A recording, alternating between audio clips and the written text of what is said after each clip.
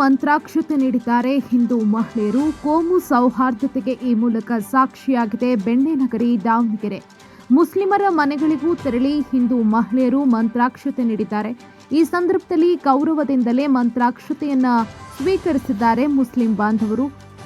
ಕಡರನಾಯಕನಹಳ್ಳಿಯಲ್ಲಿ ಭಾವೈಕ್ಯತೆಯ ಸಂದೇಶವನ್ನ ಸಾರಿದ್ದಾರೆ ಗ್ರಾಮಸ್ಥರು.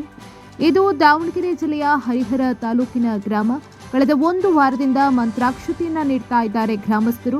ಮಂತ್ರಾಕ್ಷತೆಯ ಜೊತೆಗೆ ಫೋಟೋ, ಅರಿಶಿನ, ಕುಂಕುಮ ಹಾಗೆಯೇ ಬಳೆಗಳನ್ನ ಕೂಡ ಮಹಿಳೆಯರು ನೀಡ್ತಾ ಇದ್ದಾರೆ. ಎಲ್ಲಾ ಸಮುದಾಯದ ಮನೆಗಳಿಗೆ ಮಂತ್ರಾಕ್ಷತೆ ಹಾಗೆ ಫೋಟೋವನ್ನ ಕೊಡ್ತಿದ್ದಾರೆ. ಇನ್ನು ಜನವರಿ 22ರಂದು ಅಯೋಧ್ಯೆ ರಾಮ ಮಂದಿರ ಉದ್ಘಾಟನಾ ಕಾರ್ಯಕ್ರಮದ ದಿನವೇ ಈ ಗ್ರಾಮದ ಗ್ರಾಮಸ್ಥರು ಹಲವಾರು ಕಾರ್ಯಕ್ರಮಗಳನ್ನು ಕೂಡ ಹಮ್ಮಿಕೊಂಡಿದ್ದಾರೆ.